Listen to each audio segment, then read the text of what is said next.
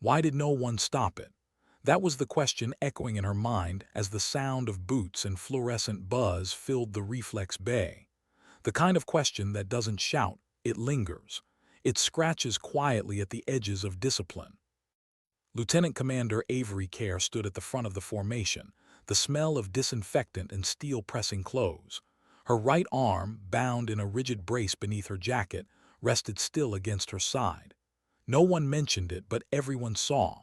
30 recruits lined the mat, half Marines, half SEALs, all pretending not to stare at the woman whose silence carried more command than most officers' voices.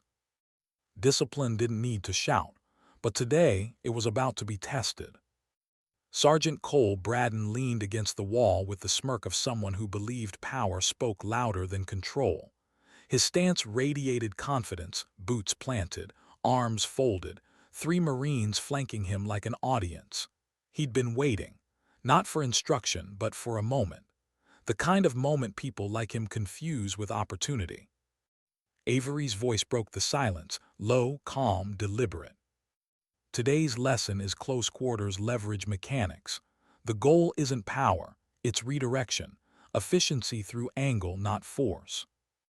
The words were clinical, almost cold. But underneath them lived something harder to define, composure honed by things she never spoke about. A cough, a quiet laugh, then Braden's voice sharp, theatrical. That's one way to teach fighting, another is to actually fight. The room shifted. Some eyes flicked toward her, others down to the floor. Avery didn't move, didn't blink. Some of us, he continued, come from units where combat isn't theory. You don't redirect weight in an alley. You drop them. Hard, fast, done. Avery inhaled slowly. And yet those who rely on force alone, she said, often meet others who don't need to match it to end it. The way she said it, flat, not defensive, made the silence sharper than any retort. Braden's mouth twisted. Then prove it. A pause rippled through the formation. It wasn't dramatic, just heavy, expectant. The air handlers hummed. Someone's boot squeaked. Avery's head tilted slightly. Volunteers. Braden didn't hesitate. He nodded toward his 3 Marines. Show her what real pressure looks like. Her only answer was a nod, minimal, professional. Protocol rules. No sustained holds, no head strikes, rotating pairs. Braden shrugged. If she can handle it. The 3 Marines stepped forward, taller, broader, unaware of what they were walking into. The first lunged with a shoulder grab, a predictable move. Avery dipped under, pivoted, used his momentum to turn him into the mat. The impact sounded heavier than it looked. She didn't gloat, she just stepped back. The second came faster, sliding behind to trap her midsection. She spun on her left foot, hooked his ankle, and let his own weight pull him down. One shoulder, one knee, controlled, efficient. The third hesitated, maybe realizing this wasn't going like he'd imagined. Avery didn't. She stepped once, pivoted, and he was down before he understood why. It took less than 20 seconds. Braden's arms were still crossed, but his posture had shifted. Something in his confidence cracked, though his expression tried to hide it. Avery turned to the formation. That concludes the demonstration. No flourish, no arrogance, just fact. She walked off the mat with the same calm she'd walked onto it. Braden stayed behind, his voice low enough for only his Marines to hear. She'll learn what pressure feels like soon enough. He meant it as a warning. The problem with warnings is they often sound like confessions.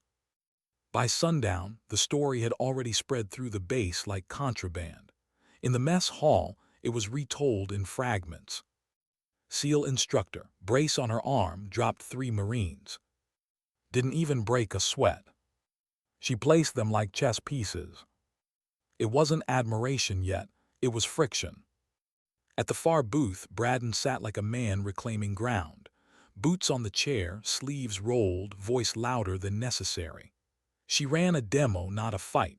Those weren't takedowns, they were rehearsed falls. His Marines laughed, but thinner now. One of them didn't meet his eyes. You'd think she could do that under real pressure, Braden continued. Full contact, no safety clause, she's brittle, walking around with that brace like it makes her some kind of martyr. If it weren't for protocol, she'd be out cold right now. He said it like a joke, but behind the grin was something sour. Across the compound, Avery stood at her desk, no crowd, no witnesses, just the hum of a sterile operations room. Training logs open, reports precise. Her handwriting looked mechanical, detached, but in the margins she wrote things no one else saw. Marine posture, imbalanced, leading foot overcommitted. Second attacker favors dominant side grabs, exploitable on pivot.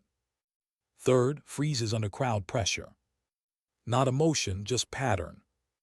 A knock on the glass. Commander Ronan Tate, coffee in hand, expression unreadable. You caused turbulence today, he said. Didn't intend to. I know, he replied, but half the base thinks you embarrassed the Marines. The other half thinks you got lucky. Avery's eyes didn't lift from the page. I'm not interested in luck, only patterns. He watched her for a moment, then nodded.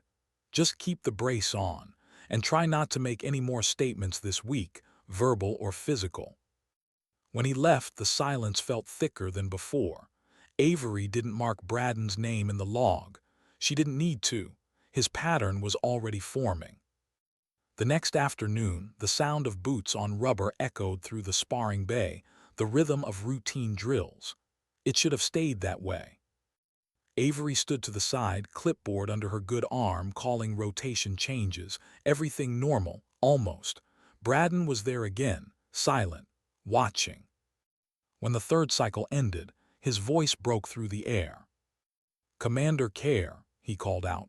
How about a demonstration, unless the SEAL manual forbids testing instructors?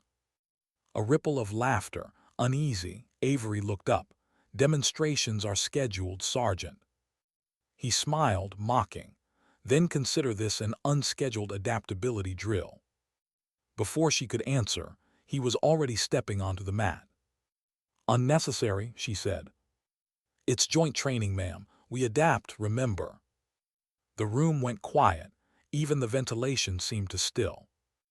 Avery unclipped her pen, set down the clipboard. Her tone never shifted. Protocol first, contact limits. I know the limits, he cut in. She exhaled, controlled, then keep them. They squared off. He was heavier, broader, built for impact. She was poised, centered, her body language quiet, coiled precision. He opened with a forward shove. She sidestepped, redirected him, made it look easy. The crowd murmured approval. Braden reset, the smile thinned. Lucky angle, he muttered. Then he lunged again, faster, harder. She caught his wrist, pivoted, rolled him over her shoulder. The landing echoed, controlled, perfect. And then something changed. He came up too fast. His next move wasn't protocol. He grabbed her wrist and twisted inward, sharp torque, calculated cruelty. The kind that forces a reaction. A sound snapped through the bay. Not a scream, a crack. The world froze. Even the hum of lights seemed to stutter. Avery's expression didn't change. Her body tightened, steadied. The brace had absorbed part of it, but not enough. She knew that sound, old fracture, reopened. But she didn't clutch it, didn't wince, didn't give him what he wanted. She looked him dead in the eyes. Drill concluded. A medic moved forward. She raised her good hand. Negative, no medical intervention required. Braden's face flickered between confusion and guilt. Ma'am, that was just contact pressure, he stammered. No one spoke. Even his own Marines looked away. Avery bent, picked up her clipboard with her left hand and walked off the mat. Calm, measured. Each step sounded heavier than his excuses.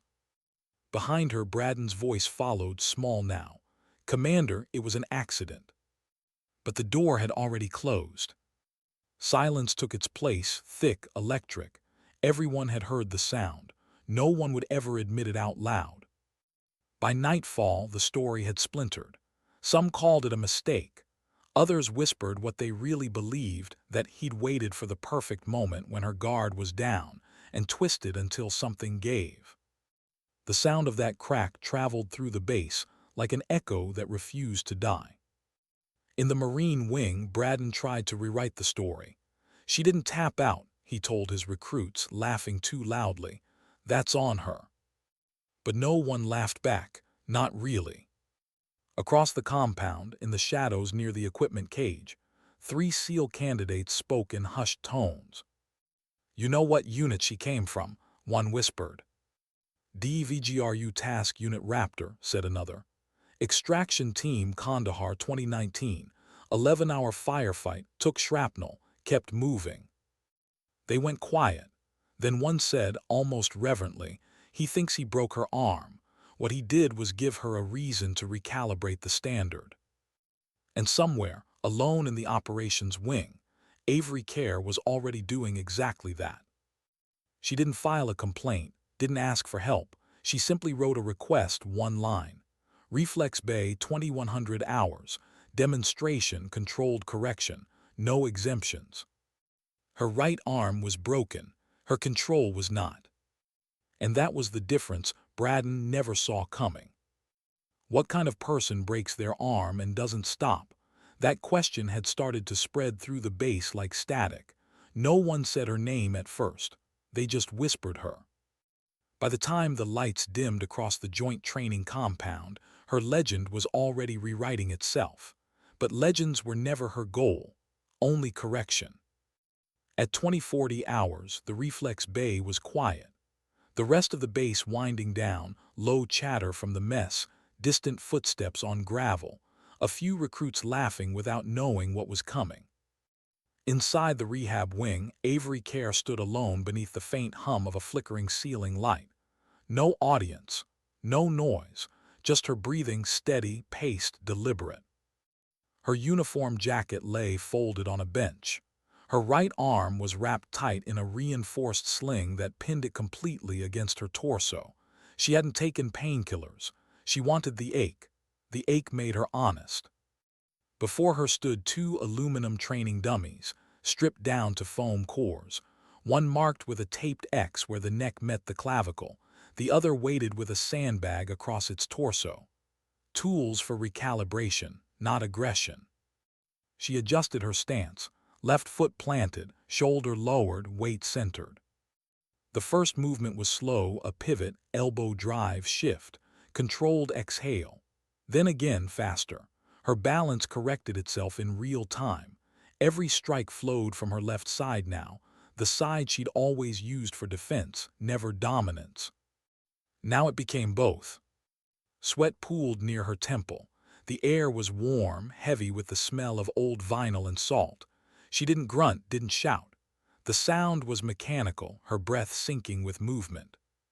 Pivot, anchor, redirect. She paused long enough to see herself in the mirror bolted to the wall. The reflection didn't show a broken arm. It showed recalibration in progress. She remembered the voice, cold, sharp, years back during surf torture in Bud S. Your body doesn't decide what works. Command does. Comfort doesn't matter. Clarity does. She whispered it again, the words leaving her lips like a code being re-entered into memory. Clarity does. That was all she needed. When she moved again, it wasn't practice anymore. It was precision sculpted from pain.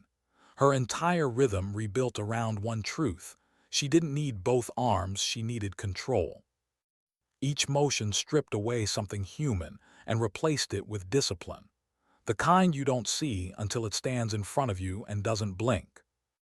After 47 minutes, she stopped. Her breathing didn't sound labored. Her pulse barely lifted. She crossed to the bench and opened her field log. 3 pages filled already. She flipped to a fresh one, pen gripped in her left hand. Her handwriting was sharper now, straighter. Reflex demonstration. Time 2100. Format controlled correction. Limits none. She wrote one last note underlined once.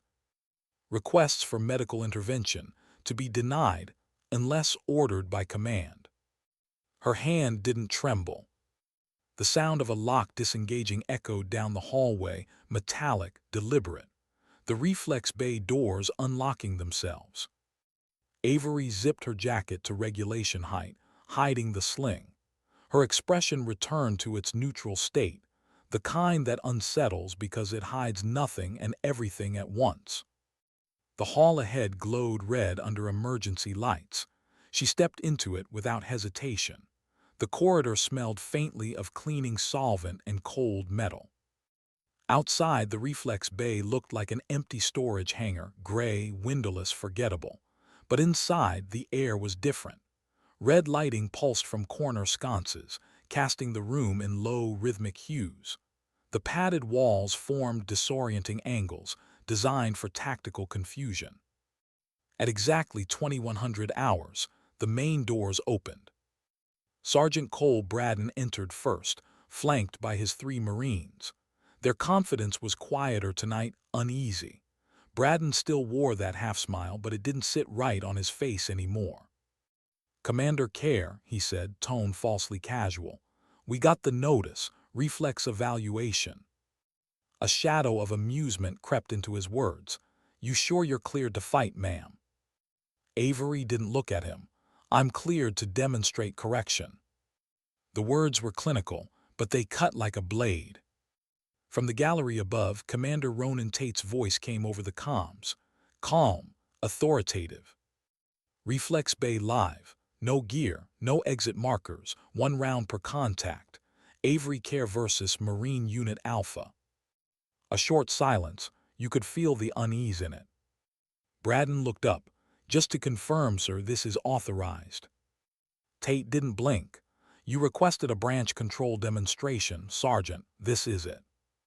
Braden's smirk faltered. For the first time that day, he didn't sound sure of himself. "Understood, sir." The Marines formed a line.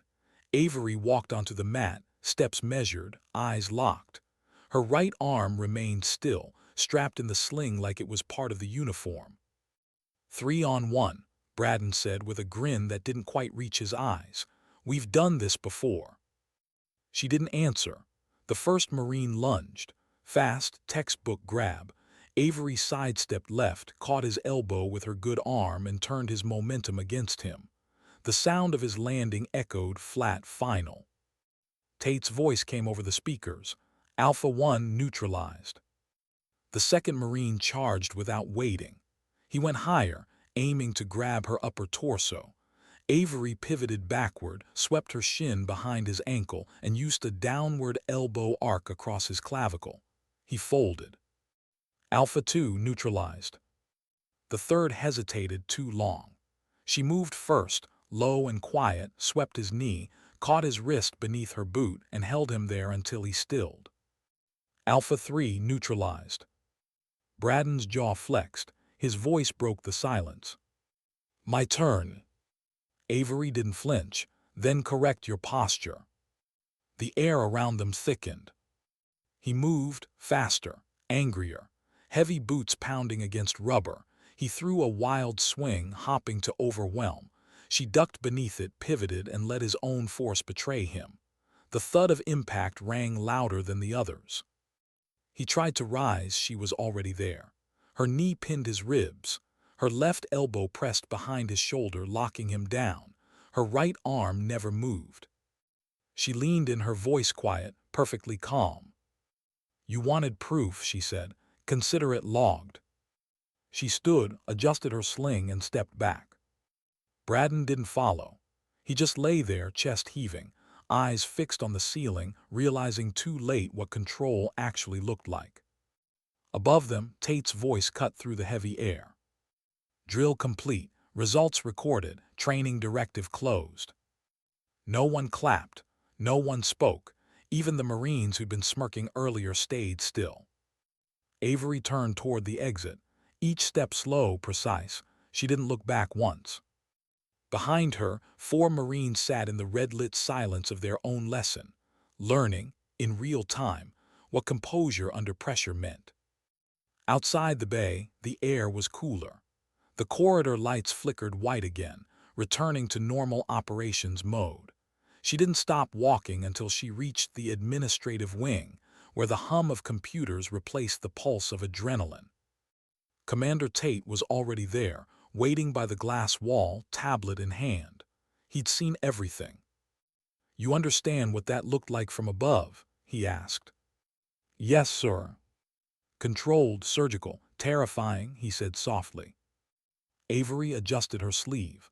"Correction requires clarity." Tate exhaled, almost smiling.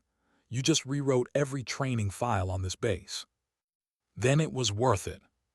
"Was it?" he asked. "Because you didn't just correct a maneuver, Avery, you humiliated him." She didn't answer right away. Her gaze stayed fixed on the floor, expression unreadable. When she finally spoke, her tone was distant, reflective. "Discipline doesn't humiliate," she said. "It exposes." The words lingered between them. Later, when the lights dimmed across the compound, some said she'd done it out of pride. Others said she'd done it out of pain. But the truth, the real truth, sat somewhere quieter.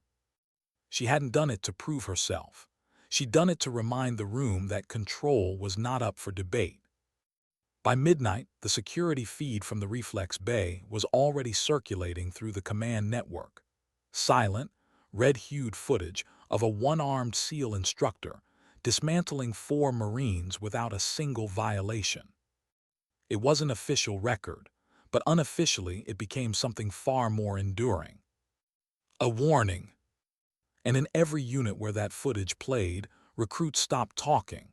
They just watched quietly, maybe uncomfortably, as Avery Care demonstrated what happens when restraint meets resolve. No one spoke the next morning. The base felt heavier, not loud, not tense, just aware. Awareness has a sound. It's the silence that fills the space where mockery used to live. The cafeteria was still full, trays clattering, utensils scraping, but voices stayed low. Conversations folded over themselves mid-sentence. Even laughter came in half measures, as if the walls were listening. Somewhere between the smell of reheated eggs and burnt coffee, Sergeant Cole Braden sat with his Marines. His right wrist was wrapped, a bruise climbing up his forearm like a confession. He didn't notice how no one sat too close anymore. He spoke anyway. "She caught me off balance," he muttered, mostly to himself. "That's all, reflex drill, not a fight." No one replied. He jabbed at the eggs with his fork. "You think I'm the first one to go down. Happens to everyone. That's how you learn." Still silence. One Marine coughed, another looked at the table. None of them looked at him. Braden felt the quiet closing in. He didn't know that across the compound. Someone else was feeling it too, just differently. Lieutenant Commander Avery Care was back in her office, sleeve neat, sling secured. Her reflection on the glass wall caught the faintest tremor of fatigue behind her composure, not from the injury, from the weight of knowing what discipline costs. She hadn't slept much, not from pain, from precision. The mind that can hold still under torque and humiliation isn't one that turns off easily afterward. Her tablet pinged. New message. Subject, Command Review Training Incident Report. She opened it. Inside was a timestamp, a room number, and 3 words, 900 hours. Conference inquiry. No explanation, no accusation, but she already knew what it meant. Across the base, Commander Ronan Tate closed the same message. He didn't need to prepare notes. Everything about the last 48 hours was already burned into his memory. He'd watched it all, the twist, the break, the silence after, and then the correction. He had seen officers lose control before, but never like this, never in silence. At 8:59 hours, the conference room blinds were drawn. Overhead lights hummed cold white. The air conditioner was too loud. The kind of sterile environment designed for neutrality but always feels like judgment. Avery entered first. Her posture didn't change, not even slightly. Her uniform immaculate, her eyes calm. She sat without needing to be told where. Moments later, Braden entered late by 30 seconds. He carried his posture like armor, but the dents were showing. His Marines followed behind him, quieter, uncertain where to look. Commander Tate sat at the head of the table, his sleeves rolled. A single file lay open before him. He didn't speak right away. He let silence do the work first. When he did, his voice carried the kind of authority that doesn't rise, it narrows. "This is not a tribunal," he said. "This is a closed inquiry. Review of training protocol deviation and unreported injury sustained during interbranch exercises." He opened the folder. Medical analysis, precise, unemotional. His finger traced a line down the report. Fracture line consistent with direct torque beyond regulation thresholds. Damage pattern indicative of rotational leverage. He looked up, not incidental contact. The words landed like a verdict, though he hadn't said one yet. Braden cleared his throat. "Sir, I've already stated it was standard contact pressure." She didn't. Tate raised a hand, stopping him mid-sentence. "You said it was standard. Medical disagrees." He read another line. "Angle of the break matches a maneuver band under Clause 12B of the Interbranch Combat Code. You signed Clause 12B, Sergeant." Braden's lips parted, then closed again. Tate's tone didn't shift. So did every man on that mat. Silence stretched, the kind that makes truth louder than argument. Braden looked at his Marines. None met his eyes. One rubbed the back of his neck. Another stared straight ahead, jaw tight. Tate turned to Avery. "Lieutenant Commander Kerr, did you report this injury?" "No, sir." "Why not?" "Because it didn't require attention," she said. "It required adjustment." Her voice was so calm it sounded like the air around her thickened. Tate watched her, searching for even a flicker of pride or vindication. There was none, just precision. "So," he said finally, "you scheduled a corrective drill." Avery didn't answer. She didn't have to. Her silence was confirmation. Tate leaned back. "The problem isn't the injury, Sergeant," he said, turning to Braden. "It's the intent. You used a band maneuver, you justified it under protocol, and you only stopped when your body hit the mat." He closed the file. The sound of paper against wood felt final. "Effective immediately, you are suspended from instructional duties. A formal reprimand will be filed with both branch liaison offices.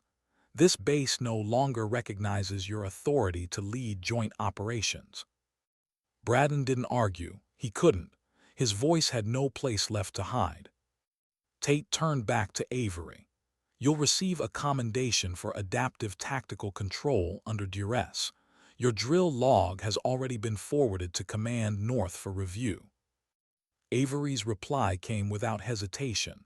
"No commendation required. Just forward the next roster."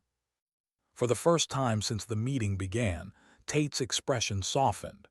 "You just reminded this base what control looks like." She didn't respond.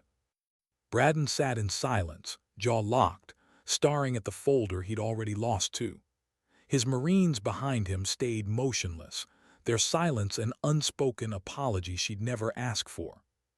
Tate stood. "This session is closed." Chairs scraped, boots shuffled, no one spoke as they filed out. Avery stood last. She didn't look at Braden, didn't look at anyone. Her restraint wasn't pride, it was clarity. When she stepped into the corridor, the temperature felt different, colder, sharper. A line had been drawn and everyone knew who drew it. A few officers stood nearby, not eavesdropping, just waiting, pretending not to watch. She passed them without pause. They straightened automatically, almost involuntarily. One gave a quiet nod. She didn't return it, not out of arrogance, out of focus. Farther down the hall, sitting alone on a metal bench, was Braden, the same man who once laughed the loudest. Now he looked smaller, not in size, in presence. His hands clasped between his knees, elbows forward, eyes low. Avery's boots echoed against the concrete. As she passed, he spoke, voice barely audible. "I didn't think it would snap like that." Her steps didn't falter, she didn't slow, but her voice came steady even. "You didn't think I'd keep going either." Then she was gone. Commander Tate stood near the elevator bank, arms folded. He didn't move until she reached him. "You didn't just win," he said quietly. She paused for the first time, looked at him, waited. "You recalibrated the line," he finished. Her eyes met his for a beat, then she adjusted the sling with her left hand. Discipline did. The elevator doors opened with a soft chime. She stepped inside without another word. When the doors closed, the hall stayed silent for a long time. No applause, no conversation, just that heavy, echoing quiet that follows correction. Outside, the morning sun had started to crawl over the parade ground.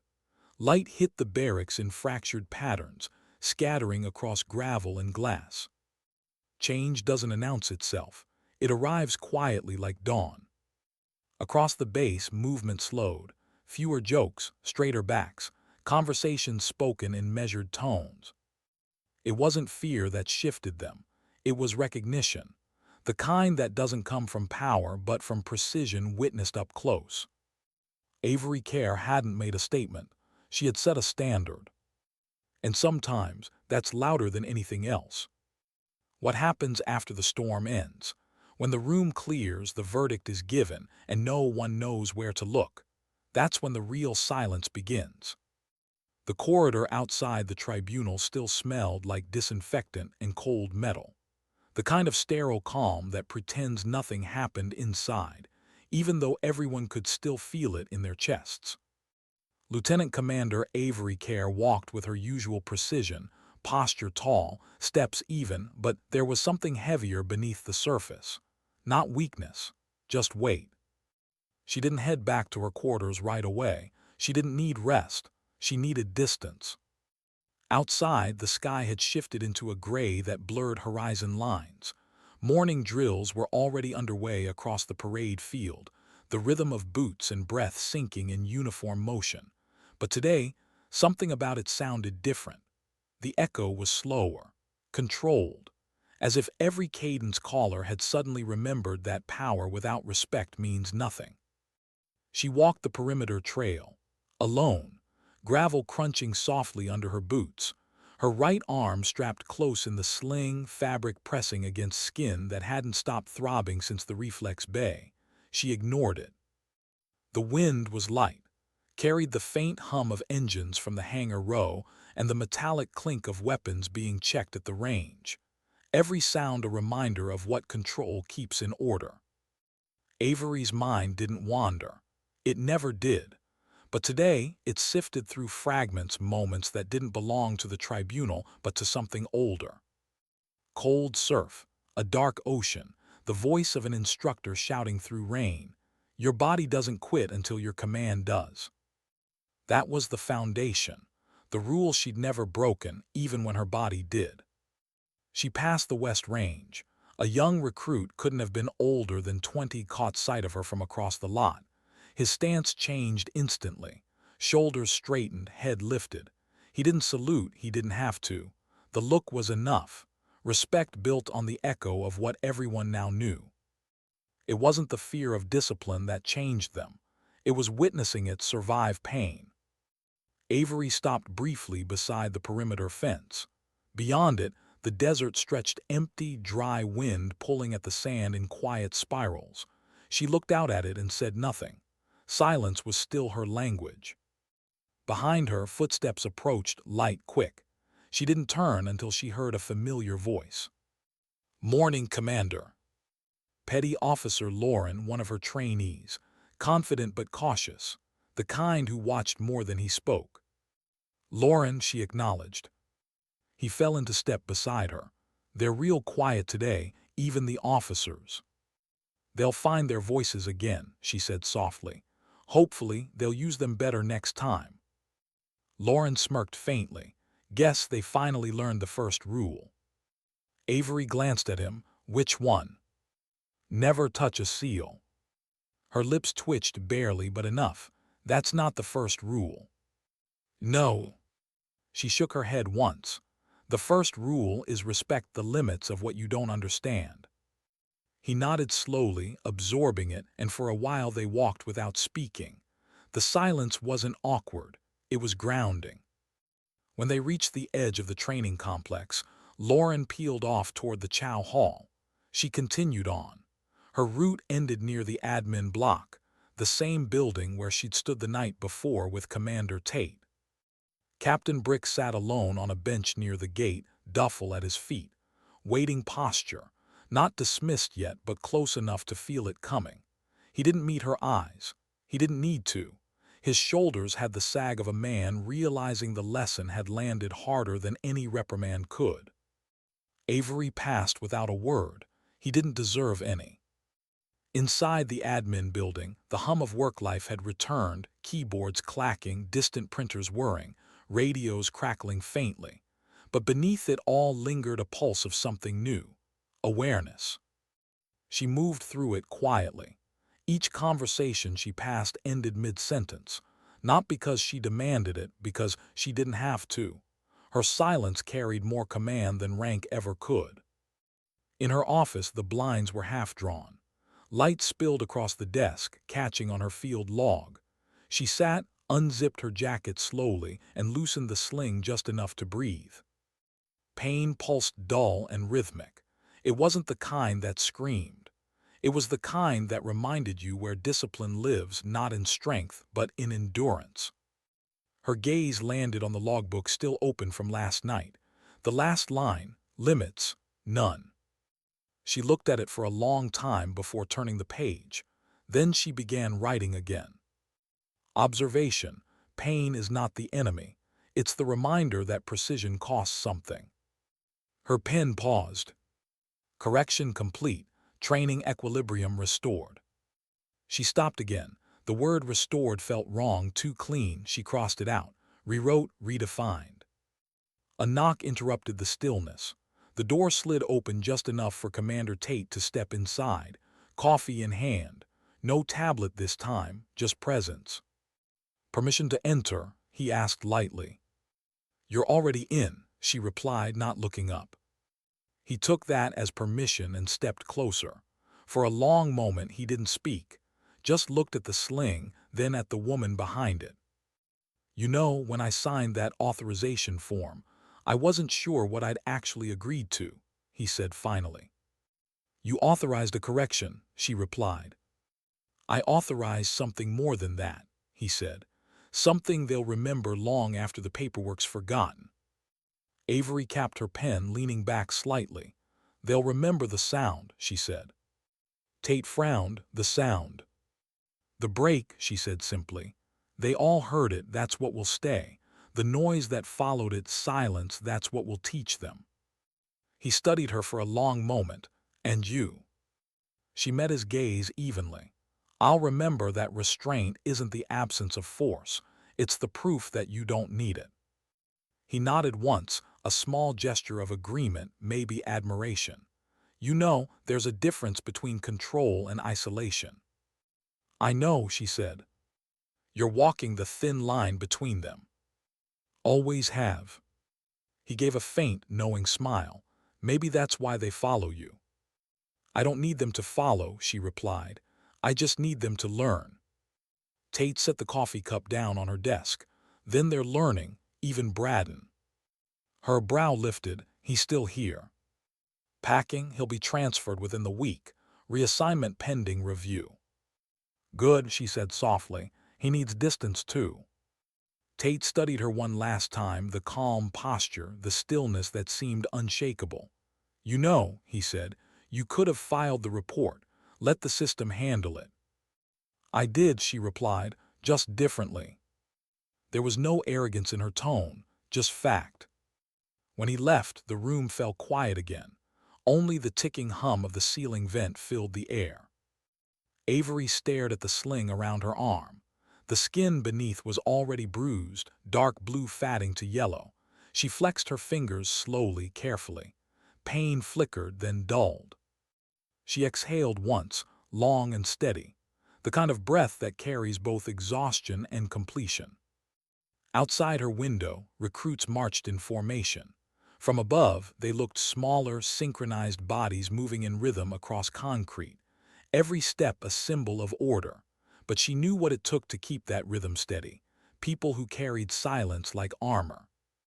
Her reflection in the glass caught the morning light. Not heroic, just still. That was enough. Hours later, when she finally left her office, the air outside had warmed. The desert sun was brighter now, cutting across the runway. Pilots prepped aircraft near the tarmac, their movements sharper, more deliberate. Everywhere she went, people stood a little straighter, voices lowered as she passed, not out of fear, out of something deeper, respect born from realization. At the far end of the corridor, she saw a new group of recruits entering orientation. Fresh uniforms, wide eyes, eager energy that hadn't yet learned the quiet weight of consequence.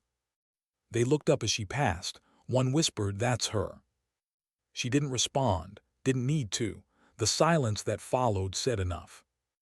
That night, when the base lights dimmed again, Avery walked the outer trail once more. The stars above were clear, sharp points over a desert that felt endless. She thought about the last few days, about the sound of the crack, the hush that followed, and the way order had returned afterward like the tide. Maybe control wasn't about dominance or even justice. Maybe it was about alignment, the invisible balance between what breaks and what stays unbroken. She stopped near the perimeter fence again, the same spot she'd paused that morning, her breath fogged faintly in the cool air. "Discipline did," she whispered, not as an answer this time but as a reminder. The wind shifted, carrying the faint sounds of engines winding down, voices fatting. The base slept easier tonight. It always does after clarity arrives.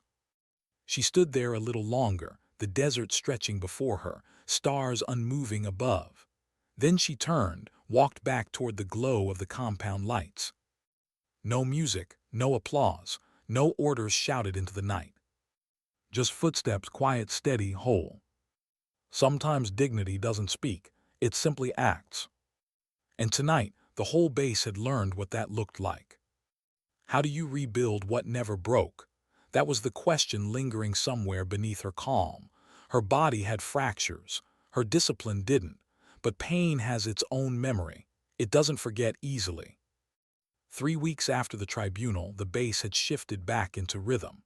The drills, the formations, the morning calls, everything moved like it always did.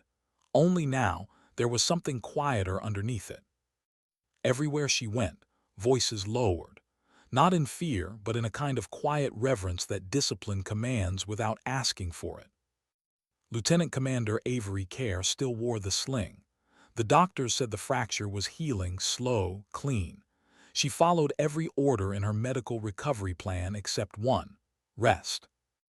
Rest was an unfamiliar concept. It required stillness without purpose, and that wasn't something she'd ever learned how to do. She arrived at the rehabilitation wing every morning at 5:30. Alone. The physical therapist had given up trying to keep up with her schedule after day 2. The room smelled of disinfectant and sweat. Metal weights lined the wall, therapy bands coiled like vines, and the low hum of machines filled the air. Avery's movements were deliberate, left-handed routines, posture drills, grip exercises using the uninjured side. Every repetition was methodical, quiet, unyielding. Her reflection in the wall-length mirror stared back, unchanged, unshaken, unreadable. Her right arm remained still, locked in the reinforced brace, but every other part of her was in motion, recalibrating, adapting, becoming.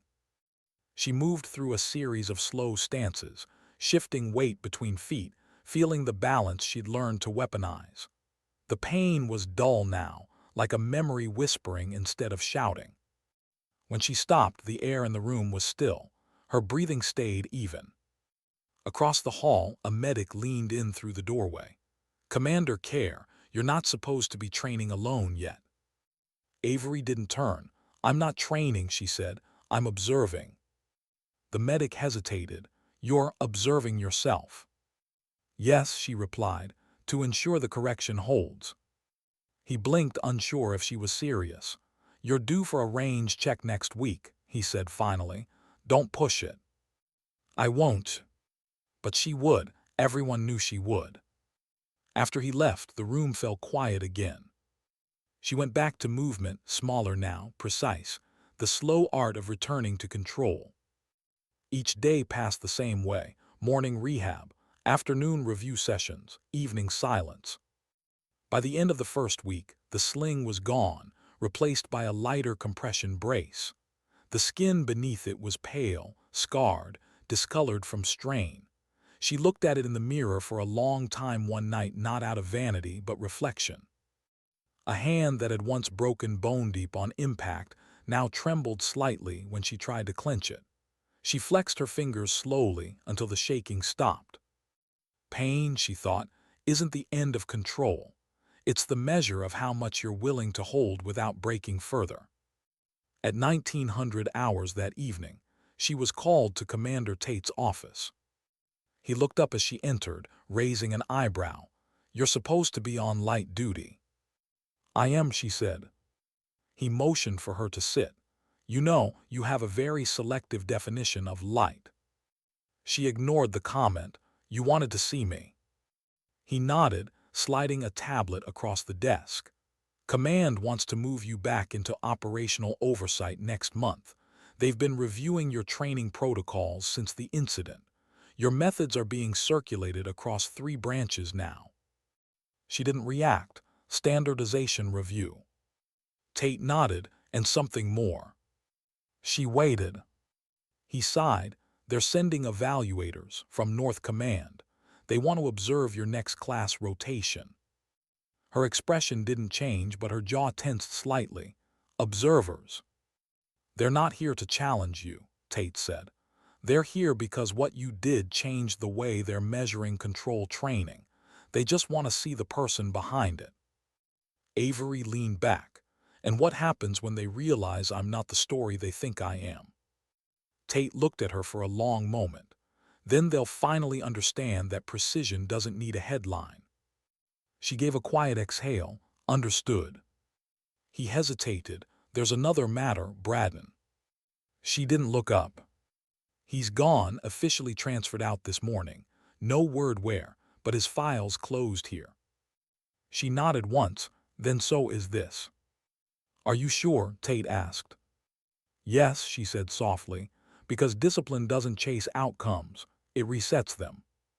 He didn't argue. Later that night, Avery walked the perimeter again. Same trail, same silence. But this time, someone followed at a distance. One of her SEAL trainees, Petty Officer Marsh. He didn't mean to intrude. He just needed to see it, to see if the calm everyone talked about was real. He watched from far enough not to be noticed. She didn't walk like someone recovering. She walked like someone measuring every inch of her surroundings, present, deliberate, alive. When she stopped near the fence, she lifted her left hand slightly, adjusting the compression brace. Then she just stood there, still, watching the desert horizon fade into darkness.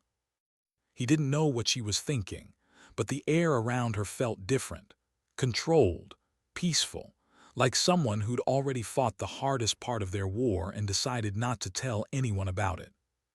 The next morning, the base began buzzing again. New arrivals, fresh candidates. The next training rotation had started. Avery returned to the mat. For the first time since the injury, she stood before a full class. 30 recruits, all eyes on her. None of them spoke. She didn't introduce herself. She didn't need to. Her name was already a rumor that walked ahead of her. Instead, she simply said, "Lesson 1, balance." A murmur ran through the group, a mix of curiosity and tension. She continued. "Balance isn't about equal strength," she said. "It's about equal awareness. If you can't feel your imbalance, you can't correct it." She moved slowly across the mat, her left hand clasped loosely behind her back. Her right arm stayed at her side. "Power," she continued, "isn't control. Power is noise. Control is silence that moves when it must." One recruit raised a hand. "Ma'am, is that what you used in the reflex bay?" The question froze the room. She turned her head slightly toward him. "I used what was necessary," she said. "Nothing more." The recruit nodded, uncertain how to respond. She stepped to the center of the mat. Two volunteers. Two stepped forward immediately, one Marine, one SEAL. She nodded to both. "You're going to teach each other how to fall." Confusion flickered across their faces. "Most people think strength is about holding your ground," she said quietly. "It is. Strength is knowing when to yield without losing form." They hesitated. "Begin." It was clumsy at first, predictable. One lunged, the other resisted, impact, uncontrolled. Avery stopped them with a single word: "Again." They tried again. Slower. This time she stepped in, adjusting their footing, guiding their movements with her left hand. "Redirect, don't resist. Let motion finish itself." It took minutes, but eventually they found rhythm. Control began to replace tension. When they finally stopped, both recruits looked at her differently. Respect wasn't spoken, it was absorbed. She nodded once. "Good. You just learned more in 5 minutes than most soldiers do in a year." She turned away, calling for the next pair. From the observation deck above, Commander Tate and two visiting officers from North Command watched in silence. One of them leaned forward. "She teaches like she's defusing a bomb." "She is," Tate replied, "just not the kind you see." The officer frowned. "You think this model will translate across divisions?" Tate's gaze stayed locked on the floor below. "If they're willing to understand what control really means, yes." Down on the mat, Avery continued, voice steady, pace deliberate. By the end of the hour, every recruit was exhausted, not from exertion but from concentration. They hadn't been shouted at, pushed, or punished. They'd been shown restraint. And restraint, they realized, was harder to survive than pain. When the session ended, the recruits filed out slowly, still processing. Tate came down from the gallery. "They're not going to forget that," he said. "They're not supposed to," she replied. He looked at her arm. "How's the healing?" "Progressing," she said. He nodded. "You'll be cleared for full active range next week." "Then I'll be ready next week."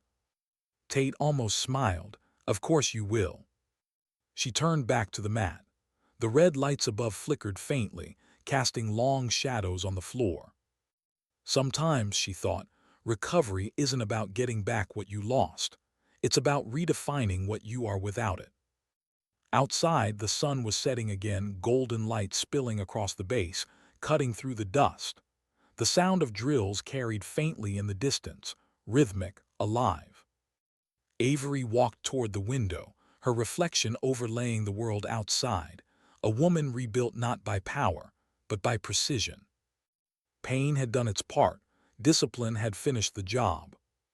What happens when discipline threatens the comfort of command? That was the question no one wanted to ask out loud, but everyone could feel brewing beneath the quiet surface. 2 weeks after the evaluator's visit, the air on base had changed again, not tense, not hostile, but alert. The kind of alert that comes when order has been restored too perfectly, and someone up the chain starts to notice. Lieutenant Commander Avery Kerr stood on the observation platform overlooking the obstacle field.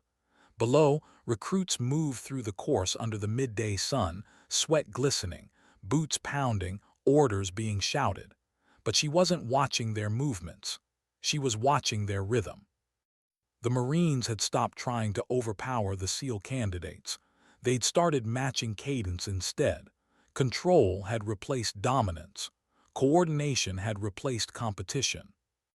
That wasn't in the manual, it was hers. "Commander Kerr." The voice came from behind her, clipped, polite, carrying the authority of someone used to being listened to. She turned. Two officers from North Command stood in the doorway, gray uniforms, perfect creases, expressions carved from regulation. The taller one stepped forward.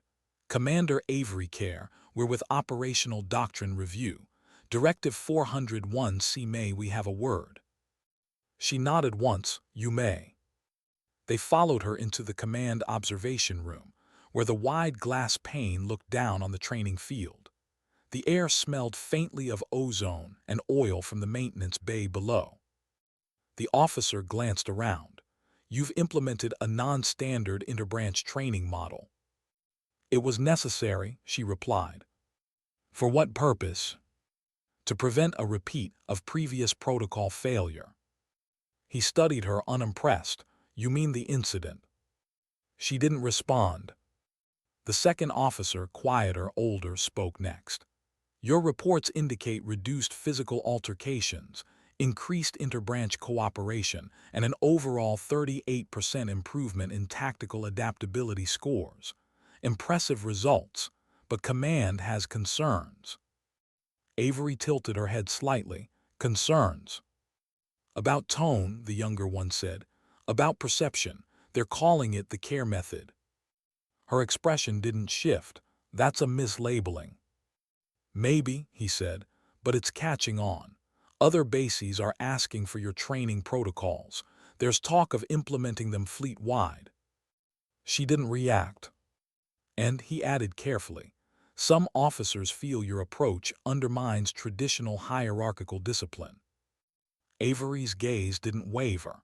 If discipline depends on fear, it's already broken.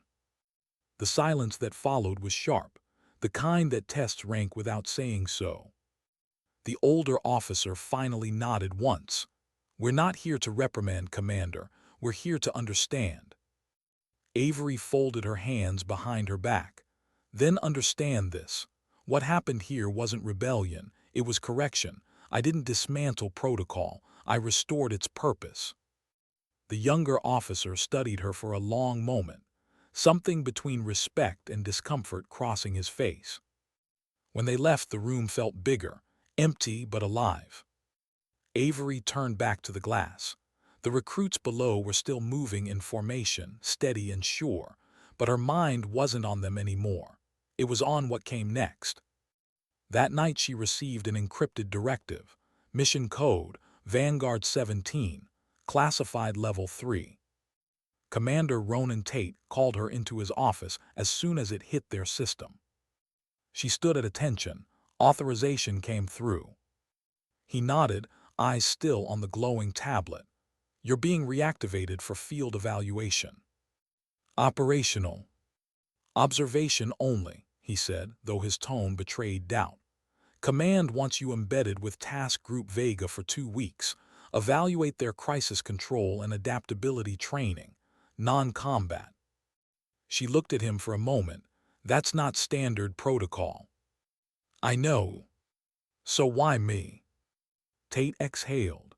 Because someone up top wants to see if your kind of control holds outside this base. She didn't respond. They're nervous, he continued. You've changed the way people think about command, Avery, and the system doesn't like that. It likes predictable soldiers, not ones who redefine the rules while following them perfectly. She adjusted her sleeve. Then I'll give them what they asked for. He nodded slowly. I know you will. Just remember, not everyone values restraint the way you do. Then they'll learn. When she left the office, night had already fallen over the base. The floodlights along the perimeter cast long, sharp shadows across the concrete. Her boots echoed softly as she walked past the silent hangars, past the reflex bay where it had all started. The door was locked, but she stopped anyway, hand brushing the cold metal. She didn't open it. She didn't need to. Some lessons only needed to be learned once. 2 days later, she was airborne. The transport plane hummed low and steady, slicing through early dawn clouds. Avery sat near the rear, uniform pressed, eyes closed. Across from her sat 3 members of Task Group Vega, unfamiliar faces but familiar types. They whispered quietly, trying not to look at her. Everyone knew who she was now.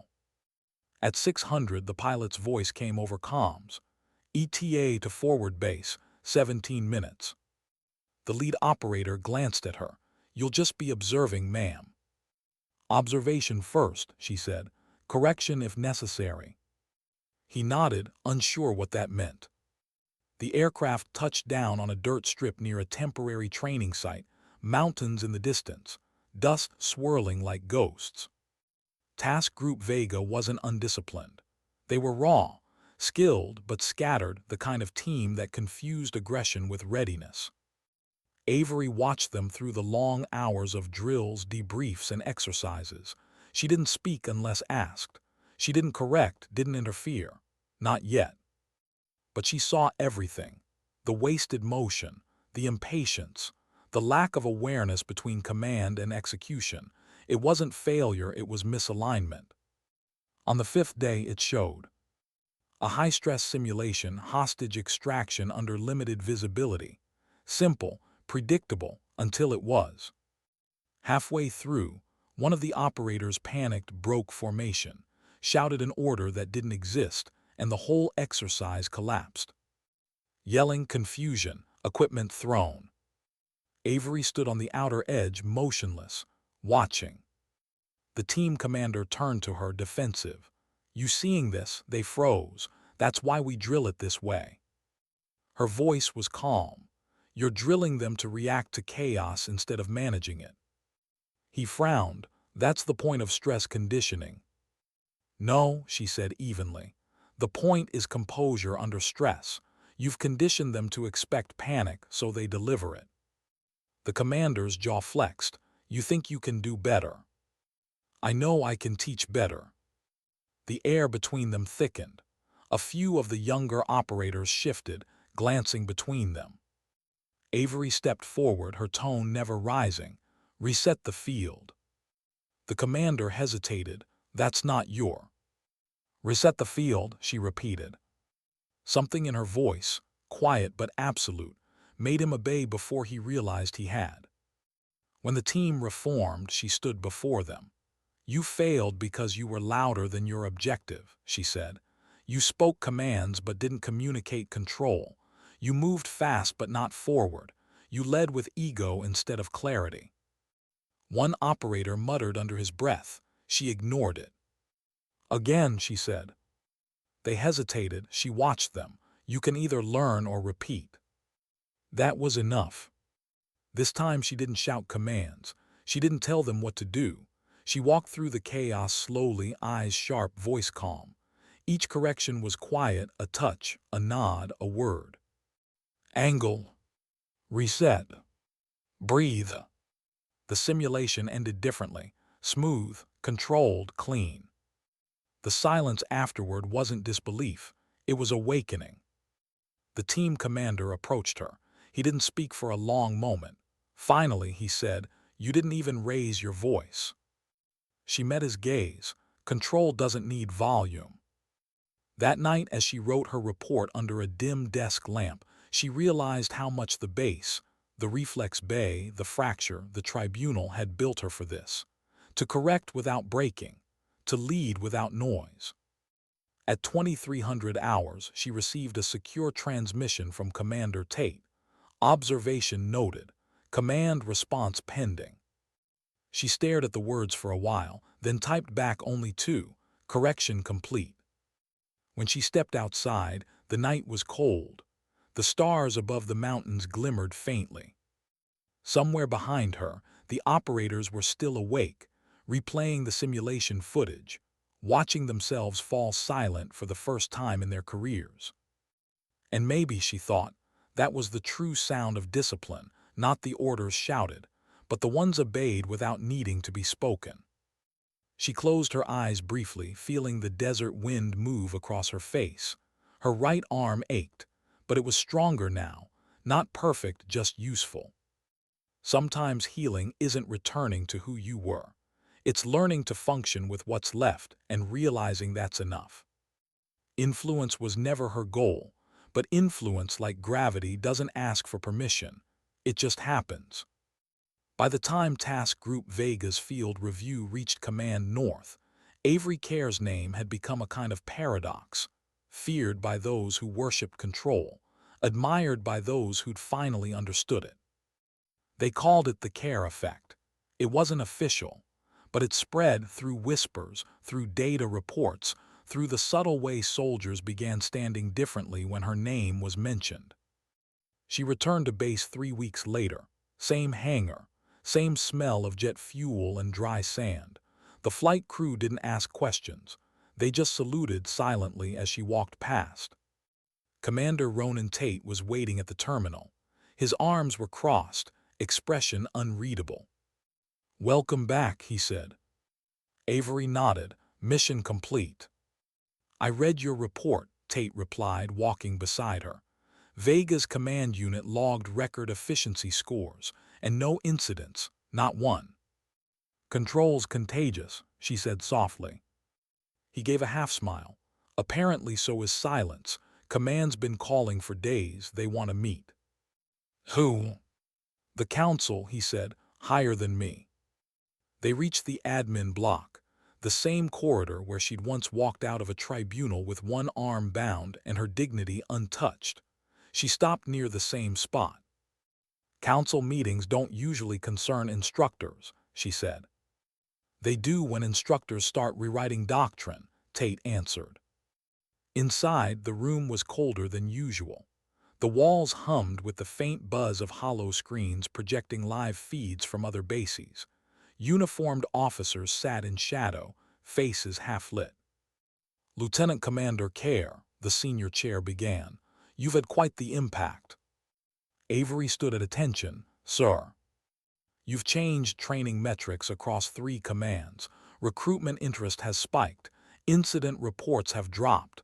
And yet," the man leaned forward, "we've also seen a decrease in assertive leadership engagement. Care to explain?" Avery's voice remained calm. "They've learned that authority doesn't require aggression." The word aggression landed like a spark. Someone on the council shifted, frowning. "Discipline without dominance," another officer said. "That's not leadership care, that's philosophy." "Perhaps," she said, "but philosophy doesn't break bones, ego does." The silence afterward stretched thin. The chair finally spoke again. "We're not disputing your results, Commander. We're questioning their cost.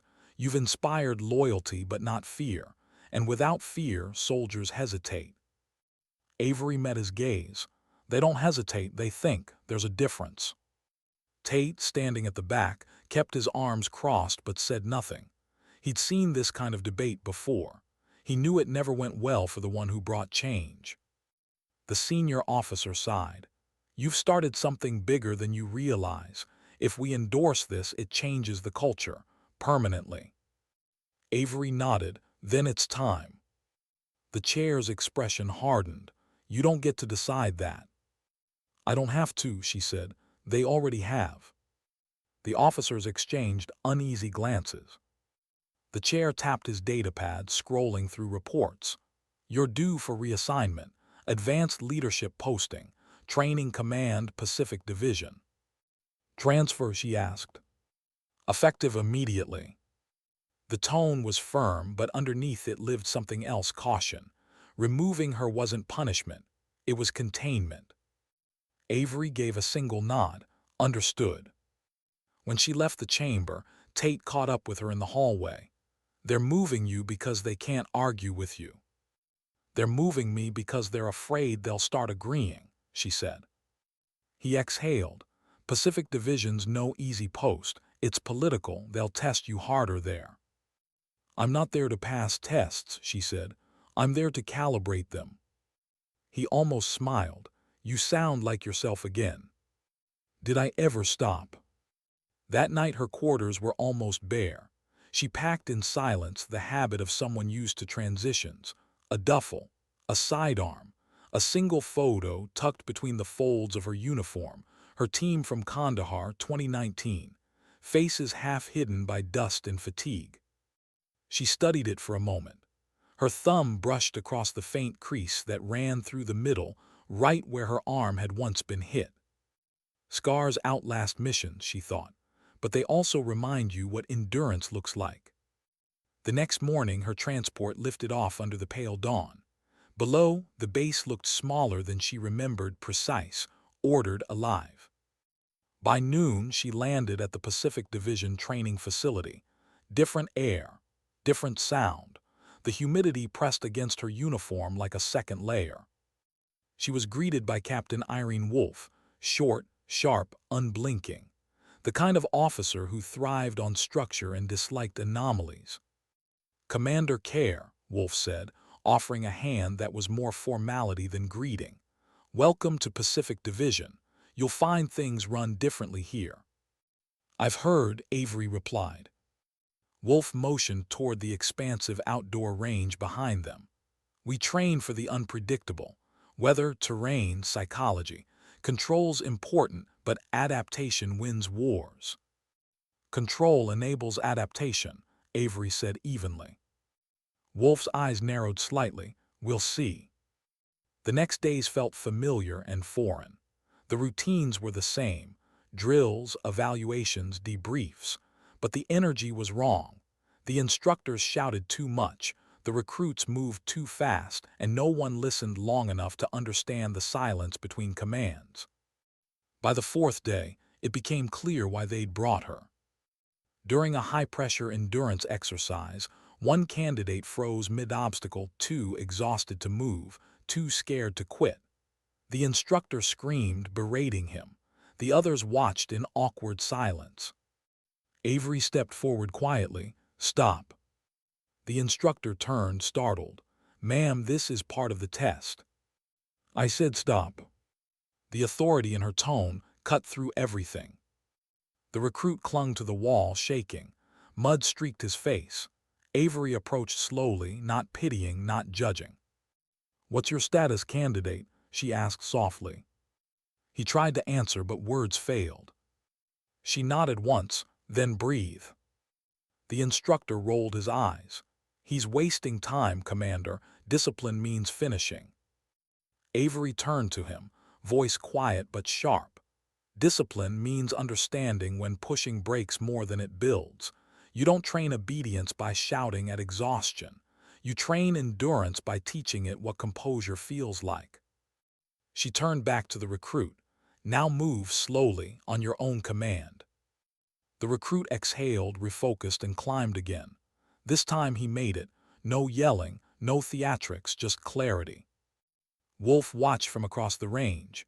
Her expression was unreadable. Later that evening, she found Avery in the observation office. "You undermined my instructor today." "I corrected him." "Same thing," Wolfe snapped. Avery didn't look up. "No, undermining weakens authority. Correction strengthens it." Wolfe stepped closer. "You think your method works everywhere." "It already does," Avery said. Wolfe stared at her for a long moment. "You've got everyone talking about composure training. They're calling it revolutionary. But let me tell you something, revolutions don't last long in the military." Avery's gaze lifted finally, calm, steady. "Discipline isn't a revolution, it's a reminder. You just forgot." Wolfe left without another word. But Avery noticed something the next morning. The instructors weren't shouting as loudly. The recruits weren't rushing through drills. The pace had changed, slightly, subtly. By the end of the week, Wolfe herself had stopped raising her voice. Change, Avery thought, doesn't need approval. It just needs presence. That night she sat by the window of her quarters, the ocean wind brushing through the half-open blinds. The reflection in the glass showed the faint outline of her brace, still part of her uniform. Her right arm still hurt sometimes, ghost aches that came in the quiet moments, but she no longer saw it as broken. It was a reminder that strength isn't about what still works, it's about what keeps working despite what doesn't. Her comm device buzzed. Message from Tate, heard about Pacific, they adapting yet? She typed back slowly, "They will." He replied, "You always said control spreads faster than chaos." She stared at the message for a moment before answering, "Only when it's earned." She set the device down, closed her eyes, and listened. Outside, the waves crashed against the distant shore, slow, deliberate, rhythmic. The sound of the ocean reminded her of the surf she'd trained in years ago. Freezing water, relentless waves, voices shouting above the storm. She survived that, she survived worse. And now she was teaching others how to survive themselves. She knew it was coming before the orders even arrived. Somewhere between the changed routines, the silent drills, and the new cadets who quoted her words like scripture, command had to respond. They always did. When you change the rhythm of an institution, it doesn't thank you. It studies you, then decides whether you're a threat or a template. By the third month at Pacific Division, Avery Care had become both. The shift was undeniable. Recruits moved quieter, steadier. Instructors gave fewer orders and more time. Failures turned into calibrations.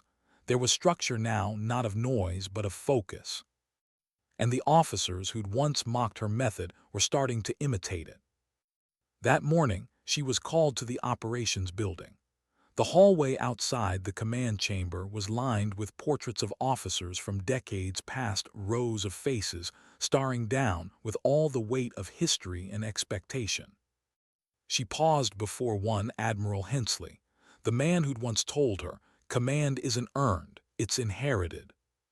She had disagreed then, she disagreed now. Inside, the atmosphere was different. It wasn't a meeting, it was a decision dressed like one.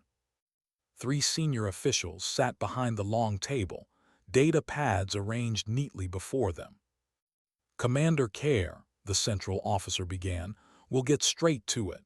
Your methods have had significant operational impact, both positive and destabilizing." "Destabilizing?" she asked.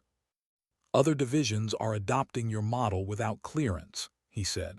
"Standard procedures are being replaced. Officers are questioning established hierarchy." Avery's voice remained even. "They're questioning habit, not hierarchy." "Semantics," another officer said. "What they're questioning is obedience." She met his gaze. "Obedience built on fear is brittle. I'm strengthening it." "By redefining it." "Yes," she said simply. The first officer leaned forward. "Commander, we've reviewed your reports, your field evaluations, even your disciplinary records. You've shown exceptional results, but there's a growing concern that your influence extends beyond your command." Avery waited. The officer continued, "That kind of influence makes the higher ranks uncomfortable." Then perhaps the higher ranks should ask themselves why. The room fell silent. After a long pause, the senior officer sighed. "This isn't a reprimand, Care. It's a realignment. You're being reassigned to an advisory position. Strategic Command, Washington. No field duties." Avery studied him carefully. "Desk work." "Think of it as legacy work," he said. "Doctrine development, policy refinement. You'll have a hand in shaping future training standards from afar." She stood still. "From afar," she repeated softly. "Yes," he said. "You've done your part in the field. Let others carry it forward now." She nodded once, slow, composed. "Understood." When she turned to leave, the senior officer added quietly, "Care, you've changed more than you realize. That's not always safe." She stopped. Change never is. Outside, the sun was setting across the Pacific horizon. The golden light spilled through the glass, reflecting against her uniform, against the faint scars beneath it. Avery didn't go to her quarters. She went to the range. The field was empty at that hour, just the wind, the ocean, and the soft hum of distant generators. She stood there, unmoving, eyes fixed on the horizon. Her right arm still ached when the temperature dropped. The doctors said it would for years, maybe forever. She flexed her hand slowly, feeling the faint stiffness. It didn't matter. Pain was part of the design now, a quiet reminder that control isn't the absence of weakness. It's what you do with it. She raised her rifle, the same model she'd trained with before the injury. Her left hand steady, her right guiding just enough. The first shot echoed, clean and precise. The second even sharper. No tremor, no hesitation. Sometimes, she thought, recovery doesn't mean returning to who you were. It means accepting who you became when you had to survive differently. Footsteps approached behind her. She didn't turn. "Commander Care," a voice said softly. It was Captain Wolf. "Command told me," Wolf continued. "You're leaving." "Yes." Wolf hesitated. "They'll replace you." Avery lowered the rifle. "They'll try." "I wanted to say," Wolf stopped, searching for the words. "I didn't understand you at first. I thought control meant domination. But it doesn't, does it?" Avery looked at her. "No, it means restraint with direction." Wolf nodded slowly. "They're calling it your doctrine now, quiet command." Avery's lips curved slightly. "Catchy. You changed how people train, how they think. They'll remember that." "I don't need them to remember me," Avery said. "Just the lesson." Wolf stood there for a moment longer, then saluted. Not the rigid, regulation kind, the quiet one, the kind given out of respect, not requirement. Avery returned it. When Wolf left, Avery remained alone. The air smelled of salt and oil. The targets in the distance glowed faintly under the low light. Her comm buzzed. A message from Commander Tate. "You leaving tomorrow?" She typed yes. "They still trying to contain you." Her reply came after a pause. "You can't contain control." There was no response after that. None was needed. The next morning, her transport waited at dawn. She walked across the tarmac, the sky turning gold and gray, the ocean mist curling around the edges of the airfield. Pilots saluted. Instructors nodded. Recruits paused their drills, watching quietly. No one said a word. Avery climbed aboard, placed her duffel in the overhead rack, and sat near the window. As the engines roared to life, she looked down at the base one last time. It wasn't the buildings or the training field she focused on, it was the rhythm below. The silence between commands, the composure in the motion. Her method had taken root, not because of policy, but because it worked. Hours later, she stood inside the Strategic Command building, glass walls, digital displays, sterile air. A different kind of battlefield. Her new office was small, but the view stretched across the capital, a city built on noise, ambition, and motion. She placed her files neatly on the desk, her service patch on the shelf, and a small piece of metal beside it, the broken fragment of her original wrist brace. A reminder of where control began. In the weeks that followed, she wrote training drafts, reviewed doctrine papers, and consulted on reform proposals. Quietly, consistently, her influence slipped into policy like water shaping stone. And slowly across the world, the reports began coming in. Fewer accidents, fewer breakdowns, fewer moments of panic under pressure. Her methods were working everywhere. One afternoon, as she reviewed another proposal, a young officer entered her office, barely out of academy age, holding a training tablet nervously. "Ma'am," he said, I wanted to thank you. Your control protocol, it helped my unit. Saved a few lives during a malfunction drill last week." Avery looked up. "You applied it?" "Yes, ma'am. I remembered what you said in your lecture." She blinked slowly. "What did I say?" The young man hesitated. "You said, when everything feels out of control, start with your breath. It's the first order you ever gave yourself." Avery's expression softened. "You remembered that?" He nodded. "It worked." She smiled faintly. "Then it was worth saying." He saluted, awkward but sincere. She returned it with a quiet nod. When he left, she turned toward the window. The city below was loud, chaotic, but not inside her. Inside her was stillness. For a long moment, she stood there just breathing. The broken arm, the tribunal, the doubts, they weren't defeats. They were refinements. Every fracture had shaped her, every silence had trained her, every failure had taught her the same truth. You don't need to be unbreakable to be unshakable. Later that evening, she wrote one final note in her private log, a reflection no one else would ever read. Strength was never the absence of weakness. It was the quiet understanding of how to stand, even when standing hurts. They called me broken, but control was never about having two arms. It was about knowing which one to lift when the world tries to pull you down. She closed the log, powered down the console, and stepped out into the fading light of the corridor. Somewhere far across the country, recruits were finishing their drills. Instructors were ending the day's routines. And in every echo of those silent commands, the calm before action, her method lived on. She didn't need medals or monuments. Her legacy wasn't built on applause. It was built on the one thing no one could take from her: composure. As the lights dimmed and the night settled across the base, the story of Lieutenant Commander Avery Care became what she'd always wanted it to be. Not legend, not myth, just example. And sometimes that's all it takes to change the world. Because dignity doesn't speak. It simply acts.